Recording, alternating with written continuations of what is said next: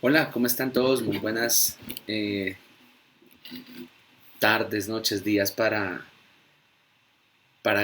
todos aquellos que estén viendo este video. Bienvenidos al último video preclase eh, referente a sistema gastrointestinal. Espero que disfruten este video preclase, que disfruten su última semana de clase y que estén preparándose para su parcial final. En el aula virtual ya van a encontrar la guía con respecto al tema. Así que pues vamos a iniciar. Eh, Aquí a mi derecha tengo la guía, entonces voy a ir hablando un poco acerca de la guía con respecto a lo mostrado, a lo que se evidencia en la literatura y por ende en las diapositivas, ¿no? Una situación importante a entender en cuanto a las condiciones del sistema gastrointestinal son las generalidades, ¿no? Eh, Sobre todo la primera pregunta que yo hago en la guía y es cuáles son las características que tiene en común el tracto o tubo digestivo, es decir, tracto intestinal, perdón, tracto digestivo, tubo digestivo hace referencia a lo mismo. En general, en ambos libros eh, describen las funciones, sin embargo, por ejemplo, en esta de Saladín describen 5 funciones, mientras que en este de Tórtora describen 6 funciones. En realidad, si uno los junta, son 7 funciones. Esas 7 funciones son ingestión, secreción, mezcla, propulsión, digestión, absorción, la absorción puntualmente relacionada con la absorción de nutrientes, la absorción relacionada con la que se suscita predominantemente en el intestino grueso alias colon, es decir, lo que menciona a la compactación, y el séptimo será la defecación. Entonces es importante porque aquí pregunto pues en la guía cuáles son las 7 funciones del sistema digestivo y pues las funciones, perdón un momento, eso, pues las funciones del sistema digestivo se basan en en estas 7 funciones, en esta mixtura, en esta mezcla de las funciones, ¿no? Aquí hay una situación que yo mencioné y que cuáles son los órganos anexos. Pues una cosa es el tracto intestinal y otra cosa son los órganos anexos como por ejemplo los dientes o la lengua, por ejemplo, o el hígado, el páncreas, la vesícula biliar. A eso me refiero con órganos anexos. Eh, Aquí en la guía dice que hay que revisar con mucho detalle lo que se menciona en Tórtora como túnicas. Saladín no menciona, o sea, no menciona por ninguna hora la palabra túnicas, pero Tórtora sí. En general en la anatomía y en la histología, es decir, en la morfología, en la morfohistología, mencionan mucho la palabra túnicas.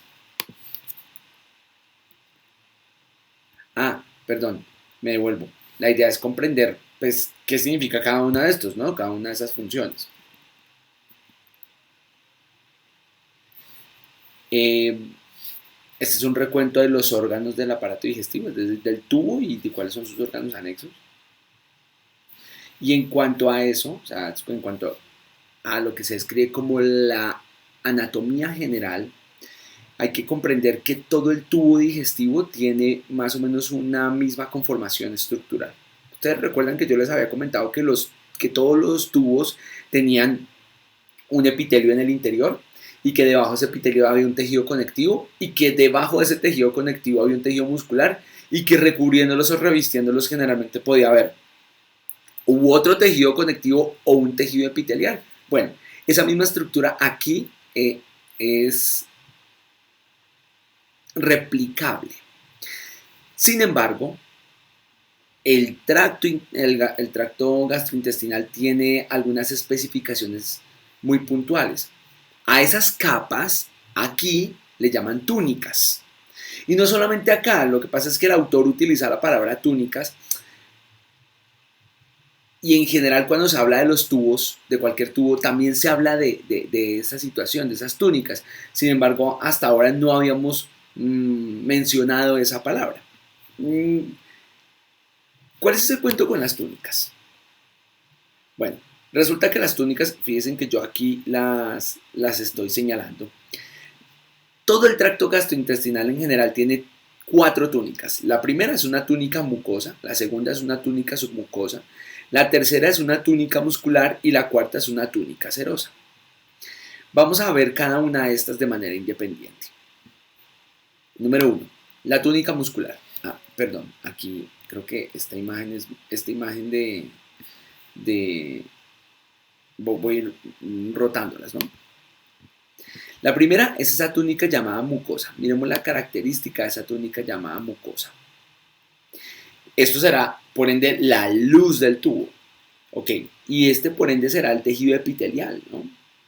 Y fíjense que esto forma como unas criptas o unas porciones como que se ahonda propiamente, y estas son glándulas de la mucosa. En una muy buena parte del intestino delgado, del intestino grueso, del estómago, estas criptas son extremadamente importantes porque allí es donde generalmente se suele producir una buena cantidad de las enzimas que permiten la degradación de los productos, que permiten la degradación de los carbohidratos, de los lípidos, de las proteínas, de los ácidos nucleicos. Ok. Fíjense en esto, y que debajo del epitelio se encuentra la lámina propia. Esto es importante porque resulta que en la lámina propia se encuentra un tejido linfático que se llama MALT. Hay una pregunta más adelante en el punto 1C21. Dice, ¿cuáles son las características de la mucosa y qué es el MALT? Entonces el MALT es un tejido linfático el cual se encuentra asociado puntualmente a la lámina propia. Pero yo quiero que me cuenten con más detalle, y esto lo voy a dejar para el interrogante en clase, ¿cuál es la función del MALT? O sea, ¿para qué sirve ese tejido linfático asociado a las mucosas? Eso es muy importante, pero muy importante. Y eso hace que sea una de las características más importantes de la capa mucosa. Otras situaciones que debajo, o sea, ¿qué conforma la mucosa? El epitelio, la lámina propia, y miren esta tercera capa, una capa que se llama muscular de la mucosa, o muscular es mucosa. La muscular de la mucosa es simplemente una capa muscular que permite, digamos que recubrir toda la mucosa. Y generalmente esta está ligada más a que la contracción de la misma va a permitir que las secreciones que se encuentran o que se generaron en las glándulas mucosas, en las glándulas epiteliales de la luz del intestino, de la luz del tracto gastrointestinal, pues salgan hacia, enteramente ya propiamente hacia la luz del tubo, o sea, hacia la luz de la estructura. Mira que hay otras glándulas que profundizan, ¿no? Que pasan la muscular de la mucosa. Y estas glándulas que profundizan generalmente son glándulas que se encuentran en el espacio submucoso. Para términos prácticos, entonces, ¿qué será la submucosa? La submucosa será, pues, tejido conectivo. Y en general debe ser tejido conectivo areolar, es decir, tejido conectivo laxo. Y tiene sentido por lo que ya vimos en el pasado, claro, porque todo el tracto gastrointestinal está expuesto hacia el exterior. Y por ende requiere un tejido conectivo, es decir, una submucosa, que tenga una alta cantidad de células defensivas, macrófagos, células cebadas. Esta glándula, fíjense esta glándula, que la glándula llaman glándula submucosa, se encuentra contenida en ese tejido conectivo areolar. Y hasta ahí está perfecto. O sea, esa es una de las características más importantes de la submucosa. Obviamente, como ya mencionamos, pues, como todo tejido epitelial, ese tejido epitelial tiene una alta inervación, una alta irrigación. Y aquí viene una cuestión importante. Miren que esto tiene su propia red nerviosa, la propia red nerviosa que se está inmersa en ese tejido conectivo laxo o en esa capa llamada submucosa. Y a esas ramas nerviosas se les conoce como el plexo submucoso o el plexo de Meissner. El plexo de Meissner permite inervar las glándulas submucosas, al igual que también permite inervar las glándulas contenidas en la mucosa. Eso es un dato muy importante, porque generalmente todo el tracto gastrointestinal va a tener dos plexos nerviosos que permiten inervarlo. El primero es este de Meissner y el otro es el plexo de Auerbach. El plexo muscular o plexo mientérico o plexo de Auerbach es el plexo que está permitiendo inervar las capas musculares. Entonces recuerden, iba una capa mucosa, que hace referencia a tejido epitelial, lámina basal muscular de la mucosa. Luego viene una capa o una túnica submucosa, donde están contenidas las glándulas de la submucosa, la irrigación, y aparte de eso, donde está contenido el plexo submucoso de Meissner. Y debajo de eso viene el tercero, que es las capas musculares del tracto, del tubo. Y en este caso, puntualmente, todo el tracto gastrointestinal, a excepción del estómago, tiene dos capas musculares. Una capa muscular que se le conoce con el nombre de capa muscular longitudinal y una capa muscular que se le conoce como capa muscular transversa. Una capa que se le conoce con el nombre de circular y otra que se le conoce con el nombre de longitudinal. Si ustedes se fijan aquí, más atrás, a esa capa circular, pues simplemente está como alrededor del tubo, ¿no? Mientras que esta segunda capa, que está como discurriendo por el tubo, o que discurre por el tubo, a esta segunda capa es mucho más externa, y a esta segunda capa es la capa que le llaman longitudinal. Dentro de las dos capas musculares se encuentra el plexo mientérico de Auerbach. Y claro, el plexo mientérico de Auerbach entonces lo que va a causar es que lleva las señales de despolarización para permitir la despolarización del músculo liso. En el caso del estómago, el estómago tiene tres capas musculares. Es la única zona de todo el tracto gastrointestinal que no tiene dos capas, sino tres capas musculares. Y cuando lleguemos al estómago, quiero que por favor le echen una revisada. En la parte más externa del tubo, lo que lo recubre es una capa que se llama serosa, la cual está conformada por un tejido conectivo areolar y en la superficie, un tejido epitelial. Ese tejido epitelial generalmente suele ser tejido epitelial simple, escamoso. Sin embargo, para el caso del esófago, a esta serosa se le conoce con el nombre de adventicia. Y se llama adventicia porque no tiene tejido epitelial, es simplemente tejido conectivo areolar. Y ese tejido conectivo areolar se relaciona con el tejido conectivo areolar de las otras estructuras en el tórax.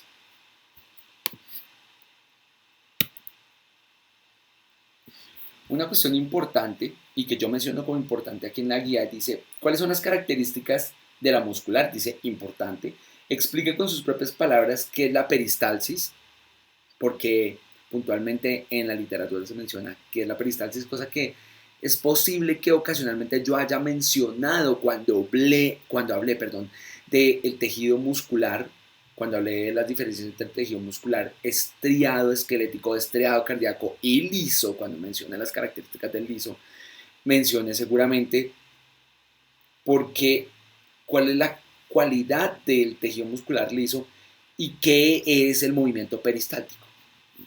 Entonces, recomiendo que revisar eso y volver a retomarlo en esta lectura, ¿no? Aquí pues ya se mencionó que la serosa, cómo se encuentra inervado el tracto gastrointestinal, lo que estaba mencionando, el plexo mientérico, el plexo submucoso, los otros nombres que reciben este plexo, y aquí yo coloco pues como en mayúscula, digo, es muy importante, con la información revisada en este segmento, comprender la figura 24.3 del libro de Tortora. Esta es la figura 24.3. Y la figura 24.3, esta figura lo que intenta mencionar es cómo se organiza eso que se llama el sistema nervioso entérico. O sea, es decir, ¿qué es el sistema nervioso entérico? El sistema nervioso entérico, y creo que por aquí, yo no sé, sí. Yo sí por aquí coloqué una pregunta de ¿qué relación tiene el sistema nervioso entérico con el sistema nervioso autónomo? Y es que resulta que, miren, fíjense acá, el sistema nervioso entérico es aquel conformado por los plexos mientéricos y submucosos. Y cómo interactúan ellos. Y aparte de ello, cómo estos plexos están, digámoslo así, que simplemente estos dos plexos son ramas del sistema nervioso autónomo. Puntualmente, ramas simpático-parasimpáticas, los cuales están íntimamente ligados al sistema nervioso central. Entonces miren lo que pasa aquí. El plexo submucoso permite inervar uno, pues si se llama submucoso es porque está en la submucosa, ¿no? Debajo de la mucosa, por lo cual va a conllevar a que la neurona motora inerve el epitelio mucoso. Al estimular el epitelio mucoso, pues estas células del epitelio y las glándulas mucosas y submucosas pues secreten productos, ¿cierto? Y hasta ahí está bien, perfecto. Pero esta está íntimamente conectada con una interneurona que conecta las neuronas del plexo mucoso con las del plexo mientérico. Y esa interacción va a permitir, piensen por un momento, que dependiendo de la estimulación de la secreción del epitelio mucoso, también se va a generar, por ende, contracción muscular. Y esa contracción muscular o esa interacción de las capas musculares pues va a conllevar necesariamente al movimiento peristáltico y a otros movimientos que se generan en el tracto gastrointestinal. Esto explica varias cosas que se van a ver con mucho detalle o con detalle más adelante. Resulta que el epitelio mucoso y en general las células de la mucosa y la submucosa pueden generar productos que estimulan para la contracción muscular y que estimulan para la generación de más productos. Ese es el papel, la relación, por ejemplo, entre la gastrina y las células principales y parietales del estómago. Pero, por ejemplo, otros productos como la colecistoquinina y la secretina tienen funciones diferentes, los cuales son más del orden de lo simpático. Recuerden que aquí esta relación de simpático-parasimpático está invertida, ¿no? El sistema nervioso simpático genera contracción muscular del músculo liso para acetilcolina, lo cual aumenta la peristalsis, la contracción intestinal y por ende la migración, mientras que, por otro lado, el sistema nervioso simpático, por la acción de la noradrenalina, tiende a causar, por ejemplo, el vaciamiento gástrico o a disminuir la contracción intestinal, la contracción gástrica. Me explico, es por ello que es más bien como si dijéramos entre comillas, como un retardante de la acción o de la propulsión gastrointestinal. Todo esto, o sea, por esa razón le pongo una línea acá, porque una cosa es esto, la relación entre el mientérico y el submucoso, y otra muy diferente es la relación sensitiva, porque resulta que el sistema nervioso central está enviando, o digamos que capta señales sensitivas.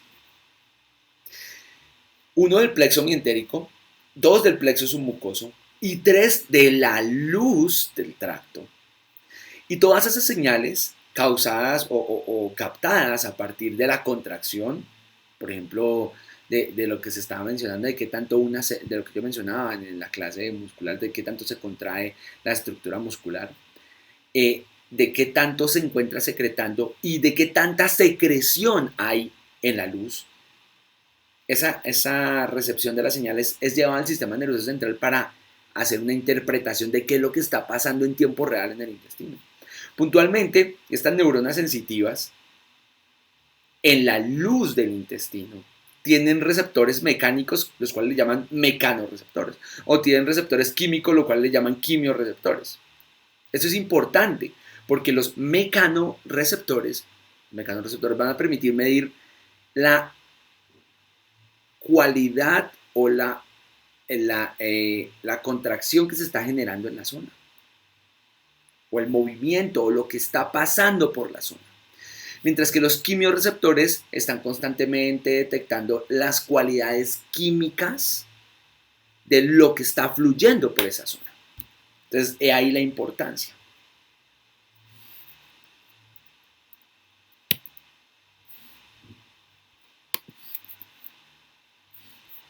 Ok.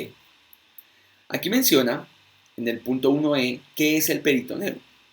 Y cuando menciona qué es el peritoneo, menciona pues cuáles son las capas que lo conforman. Y es importante entender que hay zonas que el peritoneo cubre y otras que no cubre. Por esa razón menciona la pregunta, ¿qué zonas de la cavidad abdominal recubre cada capa? Porque son varias capas, ¿no? ¿Cuáles son las capas que se relacionan?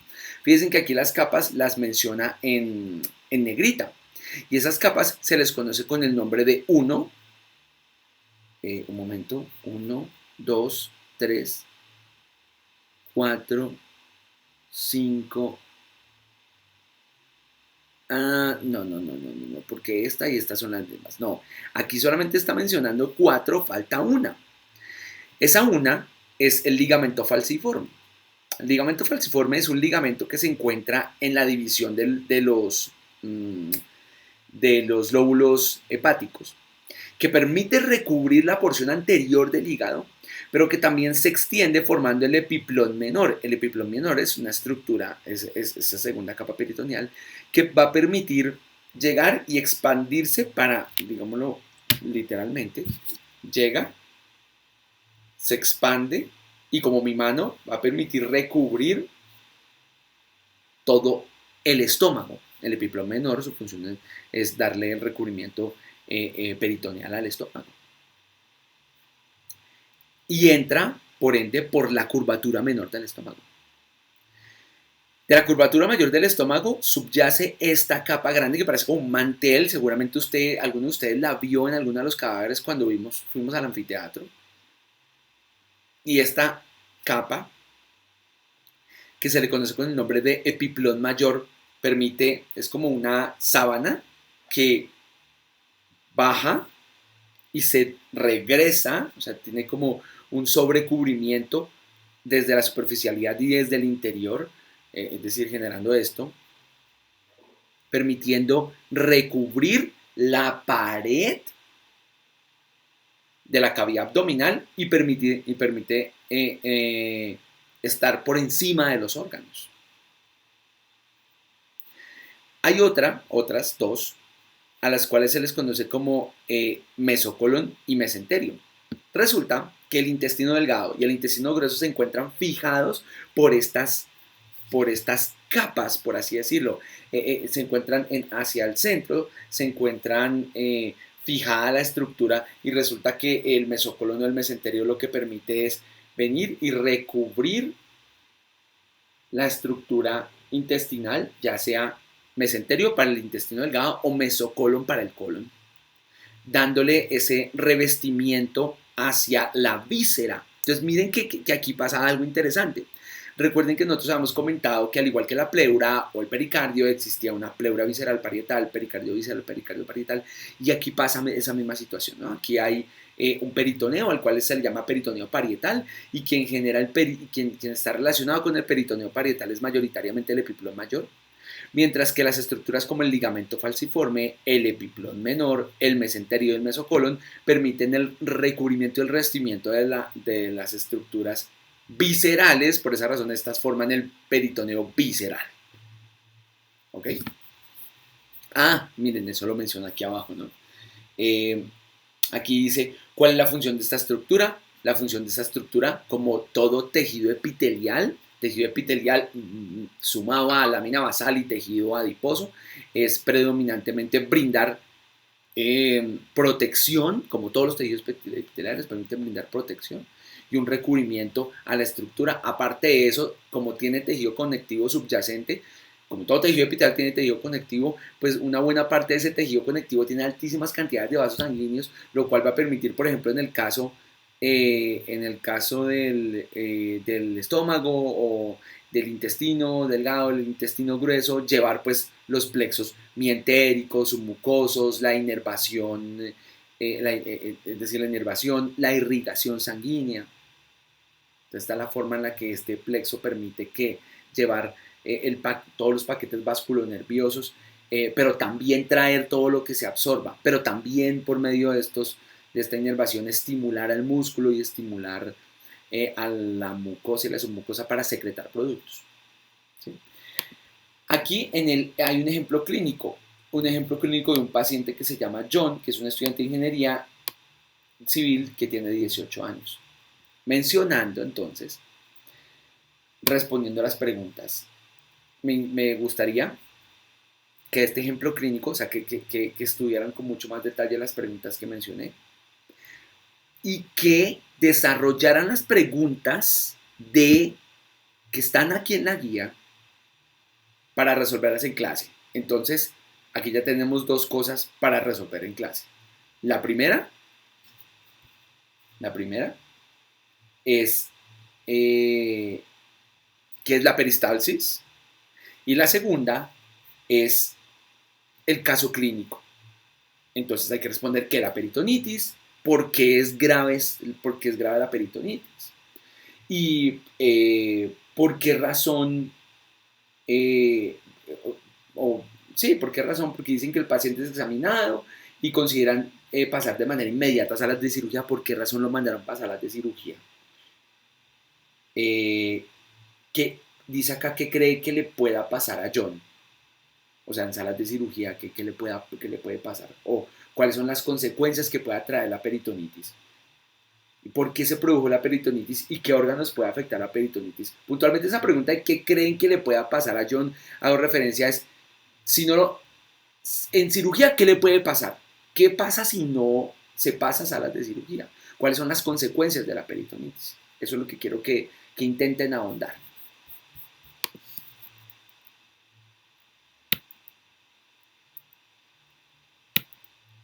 Recuerden que todos los órganos abdominales, como el hígado, el estómago se encuentran predominantemente, el hígado, el estómago, los intestinos, el estómago, se me lengua la traba. El hígado, el estómago, el colon, el intestino delgado se encuentran dentro de la cavidad abdominal. Todos estos órganos que vamos a ver se encuentran dentro de la cavidad abdominal, excepto, por ejemplo, el esófago, que se encuentra en la cavidad torácica. Esto de la anatomía general hay que tenerla sumamente clara, sobre todo lo de los plexos, el plexo mientérico y el plexo submucoso, hay que tenerla súper mega clara.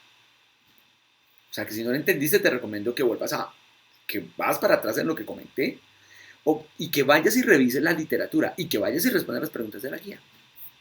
Para luego pasar a 2, la boca. Dice acá que hay que revisar la figura 24.5 del libro de Tortora y mencione cuáles son los segmentos importantes más relevantes de la boca. Dice acá, procura ubicar dónde se encuentran estructuras de importancia como la úvula. Entonces vamos a ubicarlas. Esto, la cavidad oral, y cuando encuentras la cavidad oral encuentras que hacia la porción superior de la cavidad oral, es decir, el techo, encuentras el paladar blando hacia la región posterior y hacia la región anterior el paladar duro, el cual, como habíamos comentado, está formado por los huesos maxilar superior y palatino, ¿no? Y hacia la región posterior se encuentra el paladar blando. Y aquí lo que alcanzamos a ver es este arco, y a este arco se le denomina el arco palatogloso, o también le llaman palatofaringeo. Y esta campana que se forma acá, o esta uva pequeña, como le llaman en la literatura, úvula, es esa zona prominente del arco palatogloso. Y aquí menciona, procura ubicar dónde se encuentran estructuras importantes como la úvula, las amígdalas palatinas. Estas son las amígdalas palatinas, cosa que ya habíamos hablado de estas en el tema de respiratorio. Las amígdalas palatinas se encuentran detrás del paladar blando. Los frenillos, hay varios frenillos. Hay un frenillo del labio inferior, un frenillo del labio superior y un frenillo lingual o frenillo de la lengua. el arco palatofaringeo y palatogloso, que ya lo mencioné. El vestíbulo es esta zona, como el, la, la, como el entremedio, por decirlo de alguna manera, entre el labio, la mejilla y las piezas dentales, a eso le llaman el vestíbulo. Miramos a ver si esta zona le llaman el vestíbulo bucal. El paladar duro, el paladar blando, que ya se mencionó, ok. Dice, y luego, pues de esta descripción de las partes más importantes de la boca, se pasa a mencionar las glándulas y dice, ¿cuál es la importancia de las glándulas salivales? ¿Cuántas glándulas salivales se encuentran en la cavidad oral y cuáles son? Entonces, si bien es importante, yo aquí lo menciono, que las glándulas salivales se dividen en intrínsecas y extrínsecas. Las glándulas intrínsecas, que también le llaman glándulas salivales menores, y las extrínsecas, que también le llaman glándulas salivales mayores, las primeras son 4 y las segundas son 3. Cuando se habla de las intrínsecas, piensen por un momento que cada vez que escuchan la palabra intrínseco, hace referencia a que está dentro, ¿no? Las intrínsecas son 4, las cuales son 1. Las glándulas labiales, las linguales, las bucales y las palatinas. Estas son pequeñas en general. Estas glándulas suelen ser pequeñas. Y estas glándulas pequeñas producen constantemente saliva, mayoritariamente un contenido de agua. Mientras que las glándulas extrínsecas están fuera de, generalmente se refiere a que están fuera de la cavidad. Y estas sí son glándulas muchísimo más grandes, de las cuales se describen 3. A estas glándulas son la glándula parótida, la glándula submaxilar y la glándula sublingual. La más importante y la más grande de esas es la parótida. Uno de los dos autores, quiero que revisen cuál, es el que menciona que hay una leve diferencia entre la secreción de las glándulas parótidas, submaxilar y sublingual. Me gustaría que me contaran qué diferencia hay entre cada una de las secreciones, es decir, de la saliva. ¿Sí? Aquí se menciona cuántas glándulas salivales se encuentran en la cavidad oral y cuáles son. ¿Cuál es la diferencia entre las glándulas intrínsecas y extrínsecas? Ya lo mencioné. Importante cómo está compuesta la saliva. Y aquí en la guía hago un paréntesis antes de continuar con esto. Y dice, así resaltado en rojo, así re importante. Dice,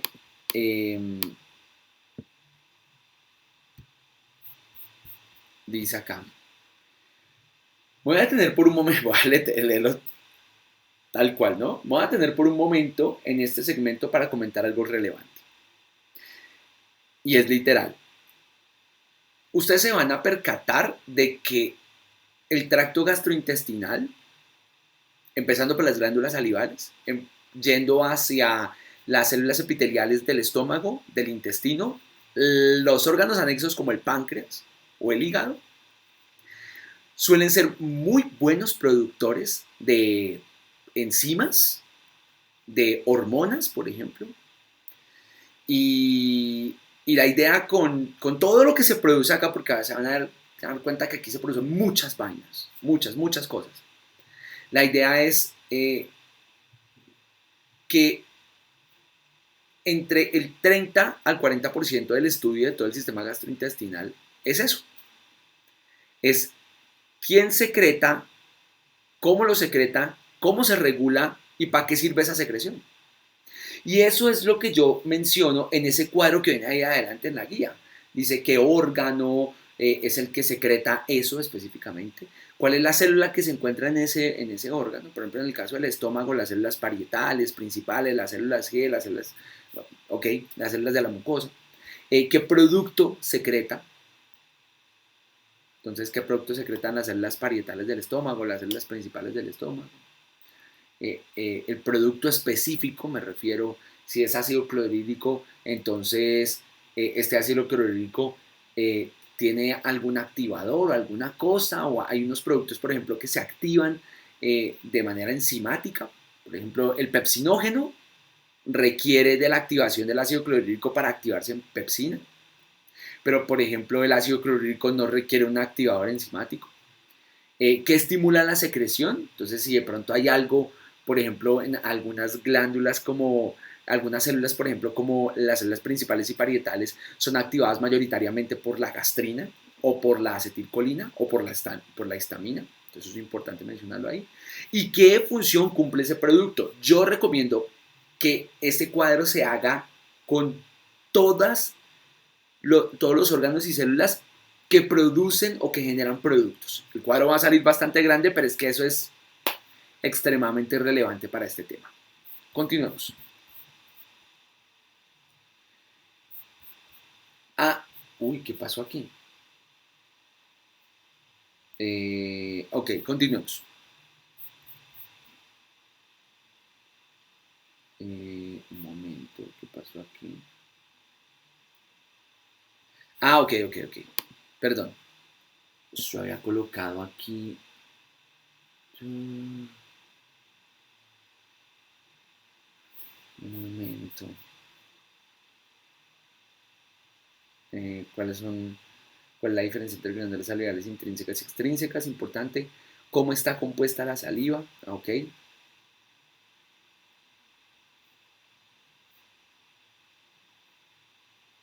Ok. Cuando se menciona cómo está compuesta la saliva, se debe mencionar varias situaciones importantes. Primero, que estimula la salivación. Y muchos, ya me acordé, yo sí dije que lo había puesto en algún lado. Y es que resulta que aquí colocó, por aquí, aquí coloco, que estimula la secreción de saliva, ya me acordé. Yo sí dije, pero ¿dónde coloqué eso? No lo pregunté porque una vez lo estoy respondiendo ahí. Y lo que estimula la secreción de saliva generalmente es el oler la comida, el pensar en ella, tengo hambre, ¿sí? Y esta consideración del tener o el pensar en comida activa predominantemente los núcleos salivares que se encuentran en el bulbo raquídeo y la protuberancia, los cuales están íntimamente ligados al séptimo y al noveno par craneal, lo cual estimula la salivación. Eso es lo que, como se menciona ahí en esta pregunta, eso es lo que estimula la salivación. Ok, ¿cómo está compuesto la saliva? Eso es muy importante porque la saliva está compuesta de moco, o bueno, la saliva está compuesta 99.5% de agua y 0.5% de solutos. Que creo que en algún lado... sí, ahí en el cuadro se menciona. Claro, la saliva tiene sodio, cloro, potasio, magnesio, fosfato, bicarbonato, tiene lisocimas y esa enzima sirve para, dice ahí, una enzima que mata bacterias. Eso ya lo había mencionado en el pasado. La enzima tiene un efecto que le llaman bactericida, ¿sí? Y aparte de eso tiene un efecto antiséptico, es decir, que mantiene limpia la zona. Aparte de eso tiene inmunoglobulina A, y esto es importante porque es un anticuerpo. A esta inmunoglobulina A, a pesar de que ninguno de los dos libros lo mencione, se le conoce como el anticuerpo de las mucosas. Y hace referencia al anticuerpo de las mucosas porque está muy bien distribuido en todas las mucosas y permite disminuir la población bacteriana en las mucosas, número uno, y permite mantenerla controlada. Aparte de eso, aquí hay, aparte de la lisocima, hay dos enzimas más. La primera le llaman amilasa salival y la segunda le llaman lipasa lingual. Son importantes.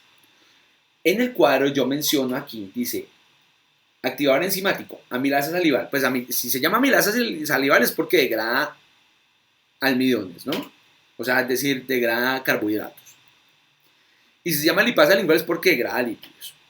Aquí, obviamente, es importante, y es importante aquí en adelante cuando se hablen de enzimas mencionar que degrada y lo que yo comentaba, si existe algún activador enzimático para esa enzima. Dice aquí la amilasa está activada o se activa por el ion cloruro en la boca.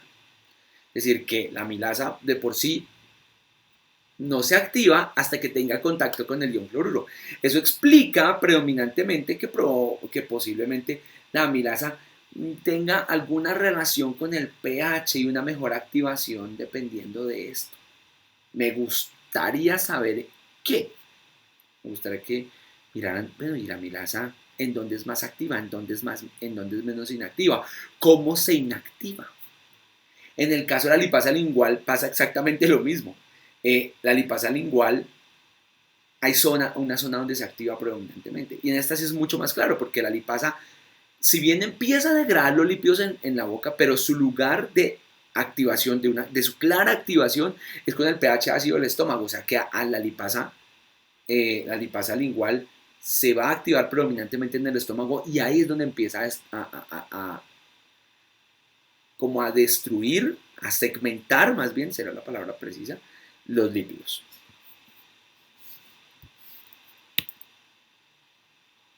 Ok. Con respecto a la lengua, dice, ¿cuáles son los músculos intrínsecos y extrínsecos de la lengua y por qué se les llama así? Ya mencioné qué es intrínseco y qué es extrínseco, así que saca tus propias conclusiones, ¿cierto? A ver cómo lo puedes ver. Quiero que analices, veas esa imagen y me cuentes, pues los músculos intrínsecos de la lengua es tal o es uno solo, y los músculos extrínsecos de la lengua pues seguramente son los músculos extrínsecos de la lengua son los que están por fuera de la lengua, pero fijando la lengua. ¿Cuáles serán? Miren, uno aquí, otro aquí, otro aquí. Interesante.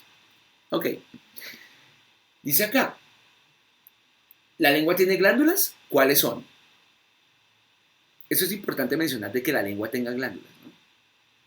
Porque esas glándulas se llaman las glándulas salivales linguales, lo cual ya se mencionó en el pasado, ¿cierto? Pero aparte de eso, aquí hay una pregunta que faltó. La voy a sumar. La voy a sumar porque creo que me hizo falta y es cómo la lengua detecta los sabores. Y qué sabores detecta. ¿Y qué sabores detecta? Ay, no escribió nada. Ya. Un momento. ¿Cómo la lengua detecta los sabores y qué sabores detecta? Eso es importante. Por ejemplo, me gustaría que me contaran qué es el sabor umami. Es un clásico encontrar umami. ¿Qué es eso de umami? Sería interesante que me contaran qué es eso.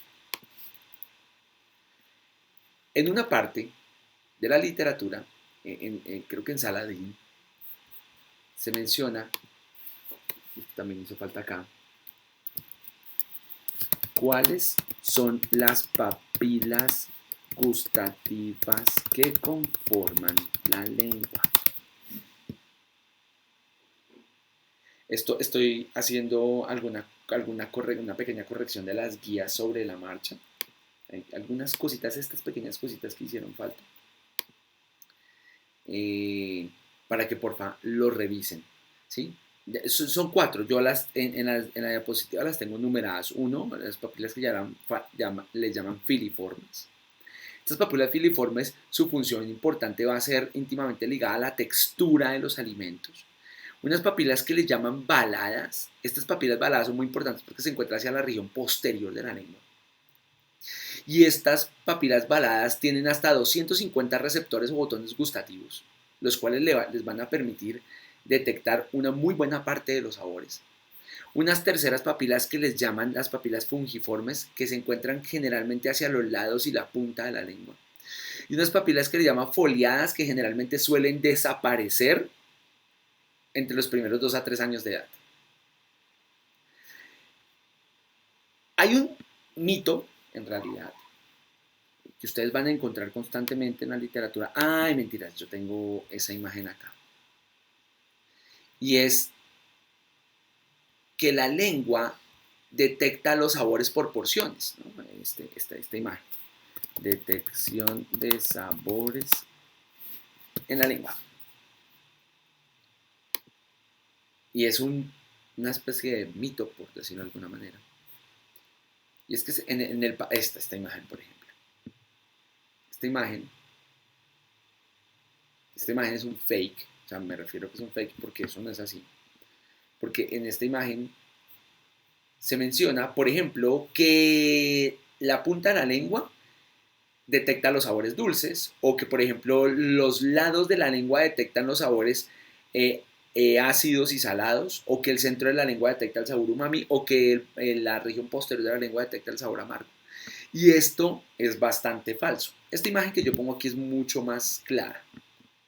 Esta imagen lo que intenta describir es que toda la lengua detecta sabores.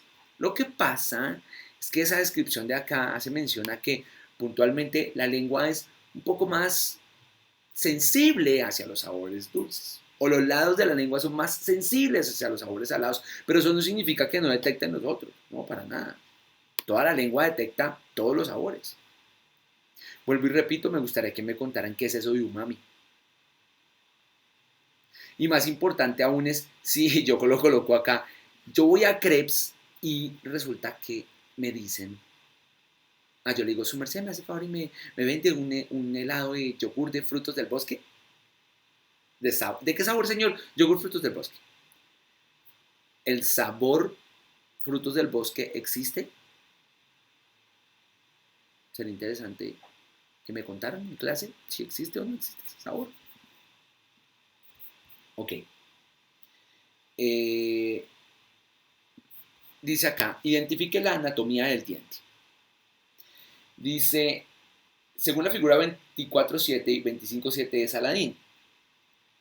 Es decir, cuando yo quiero que identifiques la figura, la anatomía del diente, lo que quiero que intentes identificar son varias cosas. Primero, quiero que identifiques qué es esto que está aquí.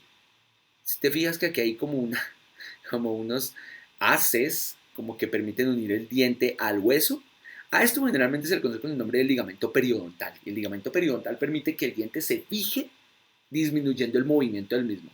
Por esa razón el diente es una estructura que en general no se debería mover.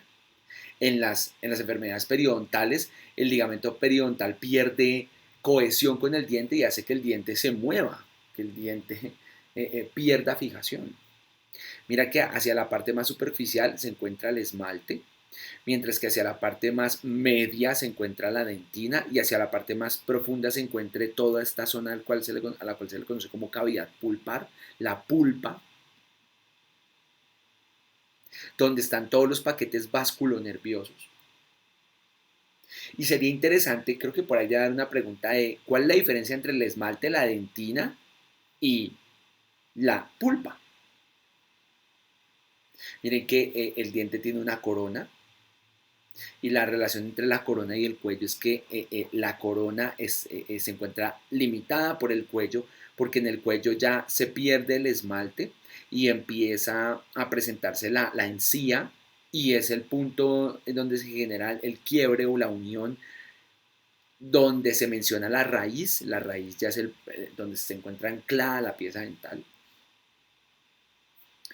Es importante mencionar, y no sé si por aquí lo pregunto, cuáles son los nervios que permiten la inervación del diente, y esa es una pregunta importante. Eh, entonces pongámoslo acá. ¿Cuál es el par craneal relacionado con la inervación dental? Y la respuesta es el quinto par craneal. Las ramas maxilar y mandibular permiten la inervación sensitiva de las piezas dentales. Dice acá, ¿cuál es la función del ligamento periodontal? Ya lo acabé de mencionar. ¿Cuál es la diferencia entre la corona, la dentina y el esmalte? Una de las diferencias sustanciales es en cierta medida su rigidez. El esmalte es mucho más rígido, mientras que la dentina es menos rígido, mientras que la pulpa pues es más carnosa, por decirlo de alguna manera. Más, eh, más blanda. Es decir, que aquí hay una relación de la cantidad de calcio contenido en el esmalte, en la dentina, en la pulpa. Me gustaría que me contaran cuáles son las diferencias entre los tres. Dice acá cuáles son los diferentes tipos de piezas dentales que conforman la cavidad oral. Esto es muy importante, porque cuando uno pasa acá, ve que hay diferentes piezas y creo que aquí en la guía debe preguntar que cuál es la diferencia entre los dientes de un niño y un adulto, y las diferencias son que los niños tienen 20 piezas dentales, mientras que los adultos tienen 32 piezas dentales. Es decir, que hay piezas en los niños que hacen falta en los adultos. ¿Qué piezas generalmente? Primero veamos cuáles son los, los nombres de las piezas dentales. Los que vas a encontrar al frente se les conoce con el nombre de incisivos. Al lado de los incisivos vas a encontrar generalmente unas piezas que se llaman los caninos. En el caso de los niños tienen solamente, en el caso de los niños tienen un incisivo central y un incisivo lateral, al igual que en los adultos hay un incisivo central y un incisivo lateral. En los niños también hay un canino, y aquí se ve el canino en el adulto. Pero en los niños no existen premolares. Los adultos tienen 1 y 2 premolares. En el caso de los niños solamente tienen 2 molares, los adultos tienen un tercer molar que también, por ejemplo, Saladin le llama la muela del juicio. Esto puede describir que por cada cuadrante, se mencionan en los adultos 8 piezas dentales, mientras que en los niños solamente 5, 8 por 4, 32, u 8 por 4, 30, 8 por 4, 32, o 5 por 4, 20.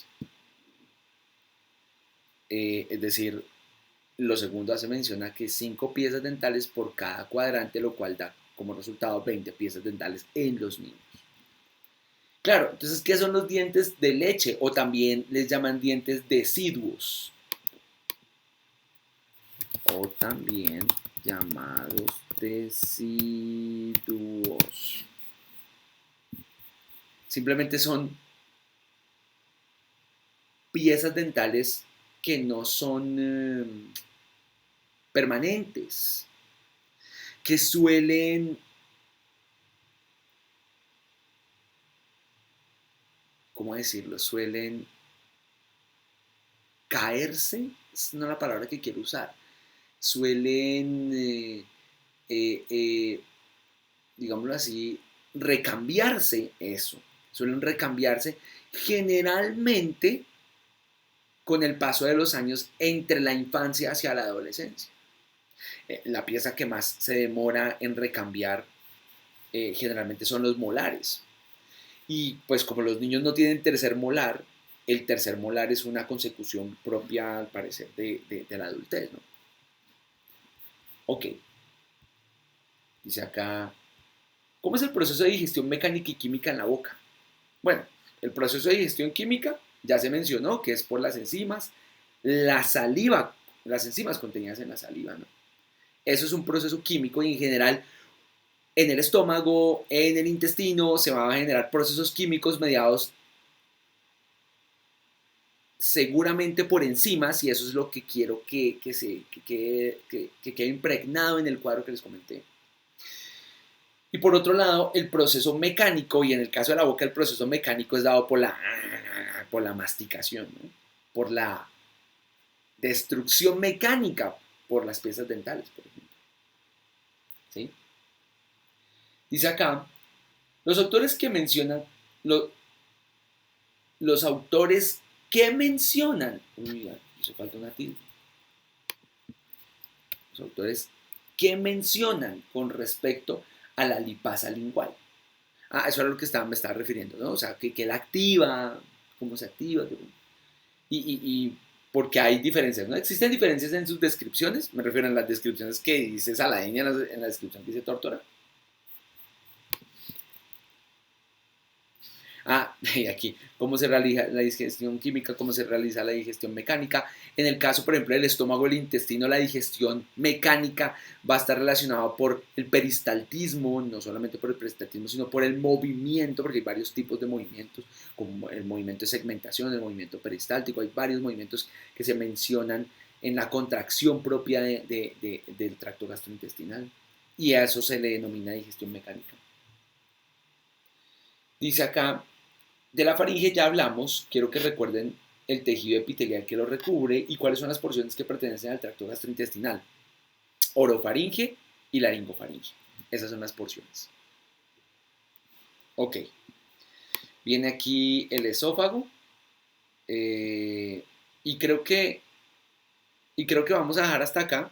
O sea, lo que voy a hacer de aquí en adelante es mencionar, ya que se adelantó un poco de la primera porción, lo que voy a hacer de aquí en adelante es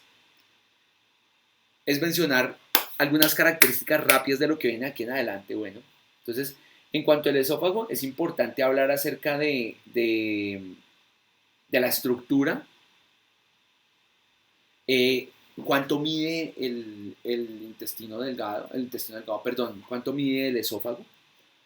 Creo que está mal escrito.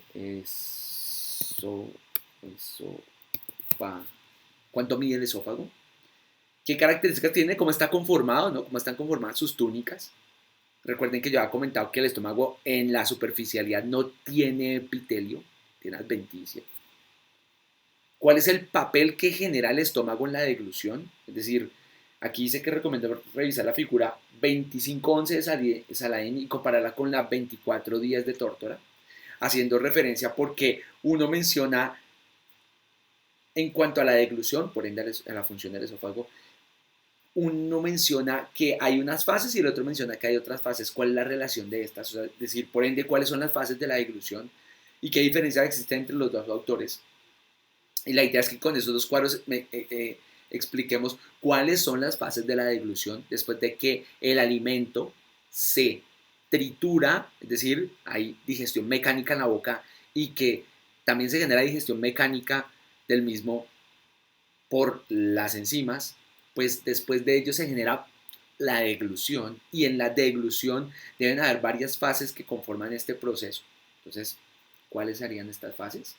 Y dice acá, explique cómo interactúan las fases de la deglución para causarla.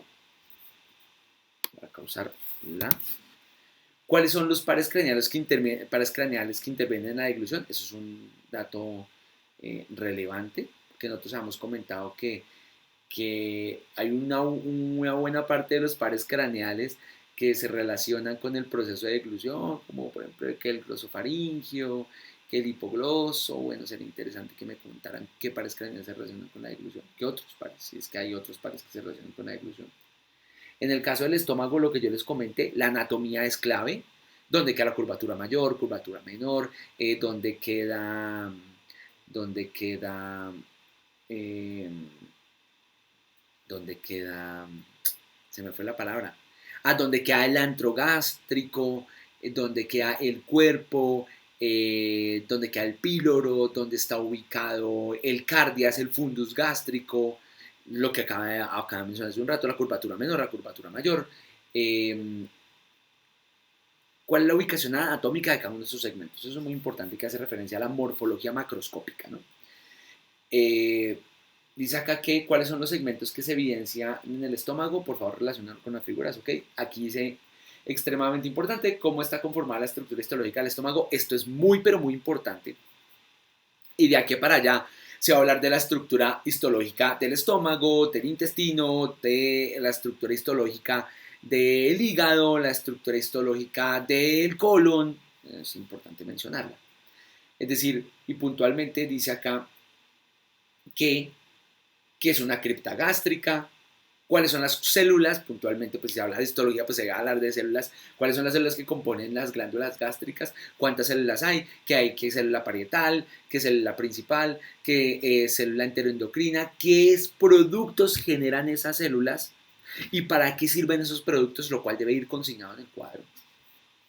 Dice acá, ¿cómo se produce la secreción de ácido clorhídrico? De seguro va a tener una relación directa con una pregunta del quiz o parcial, seguro.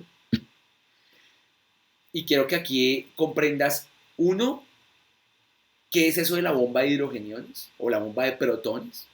Quiero que me cuentes cuál es el papel de la anhidrasa carbónica. Hay una figura creo que esa figura, espera, yo por aquí debe estar. Creo que esa figura es de Saladin, si no estoy mal. No, esta no.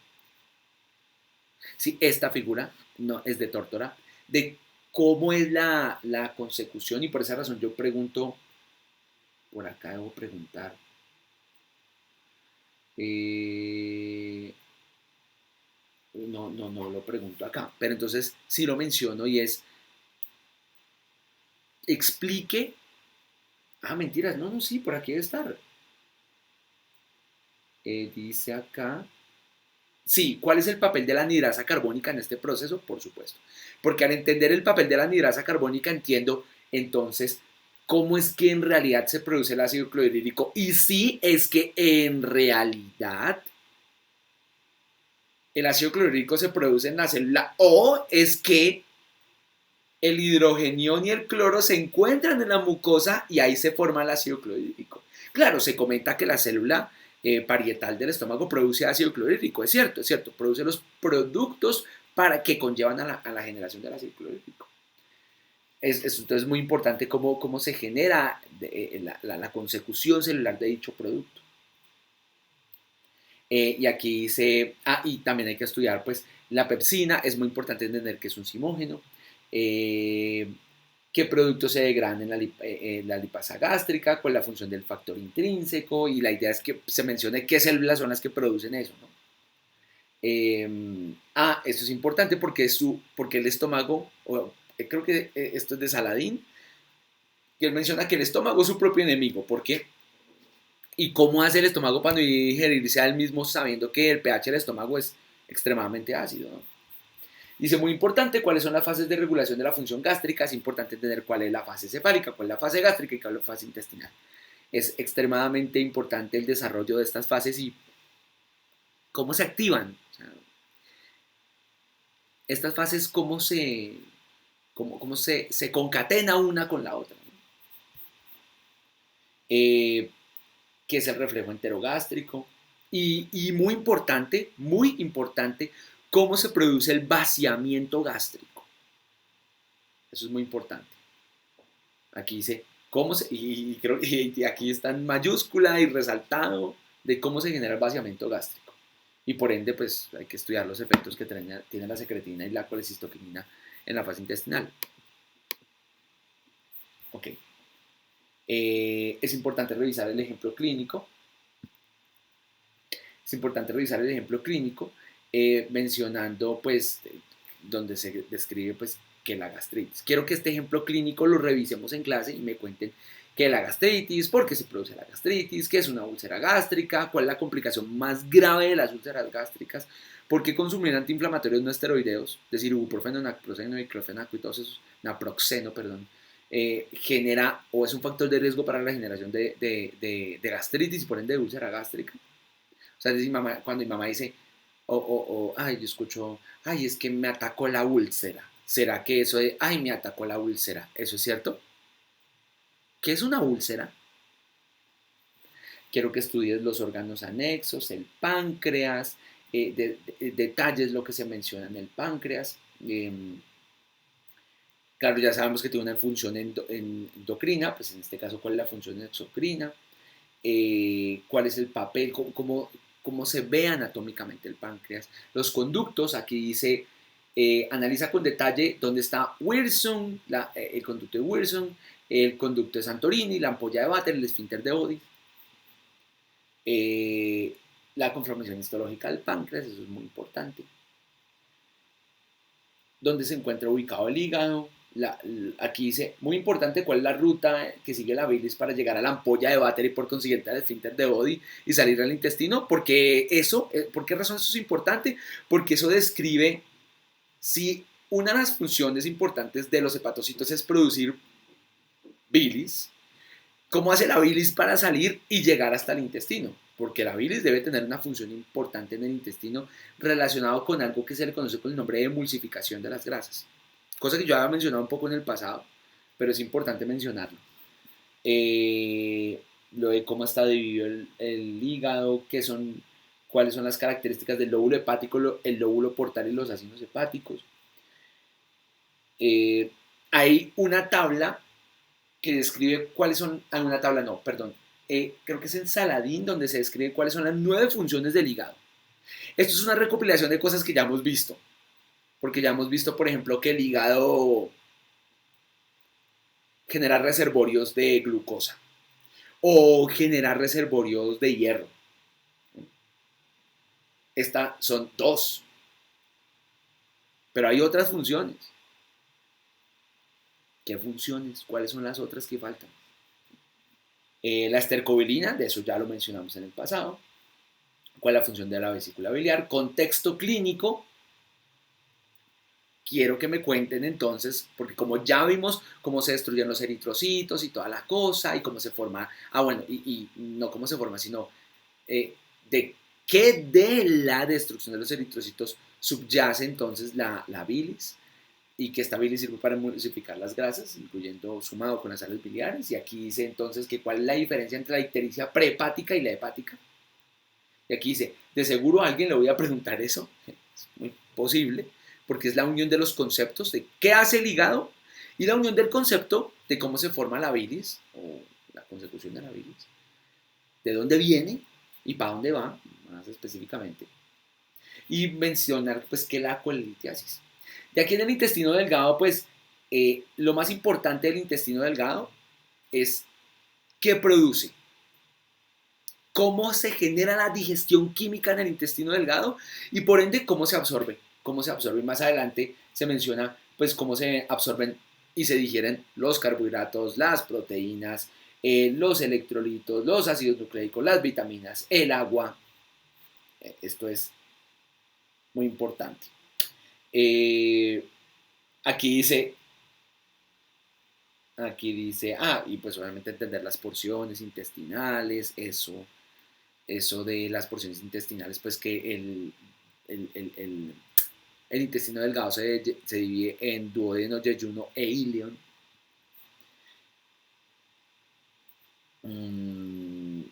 Y pues obviamente el intestino delgado desde el punto de vista histológico, qué células son las que lo conforman. Entonces que hay una célula absortiva, que hay una célula caliciforme, que hay una célula enteroendocrina, que hay una célula de Paneth. ¿Cuál es la función de cada una de estas células? Dice, pregunta interesante y por ende relevante, ¿por qué razón el pH del estómago es de 2, dado por el jugo gástrico y del intestino delgado es de 7,478? Es decir, lo que intento describir acá es por qué razón uno tiene un pH muy ácido y el otro tiene un pH ácido alcalino. ¿Cuál es la explicación? ¿Por qué razón cambia tanto el pH? Y muy importante es, ¿qué hace que cambie el pH? Eso debe tener seguramente algo que ver con el vaciamiento gástrico. Quiero que, por favor, le presten un poquito de atención a lo de la absorción de los nutrientes. Y a lo del colon, quiero que le presten atención a, pues obviamente a la anatomía, cómo está conformado. Quiero que le presten atención a la histología. Solamente son 2 tipos de células. Importante mencionar aquí cómo lo del gas, es decir, el gas o los flatos o las flatulencias, estos son producto de qué o como qué. ¿Cuál es la principal función del intestino grueso? Absorber. ¿Absorber qué? Agua. Eso genera compactación. Y cuando ya se compactó todo, pues entonces, ¿qué es el reflejo de defecación intrínseco y qué es el reflejo de defecación parasimpático? Y ahí termina. Entonces quiero que por favor revisen la guía, revisen el presente video y espero que tengan bien preparado el tema. Les agradezco inmensamente, les envío un abrazo a todos y espero que este video haya sido una muy buena apertura del tema, o sea que en clase voy a resolver dudas rápidamente y arrancamos desde el esófago. Feliz noche, bye.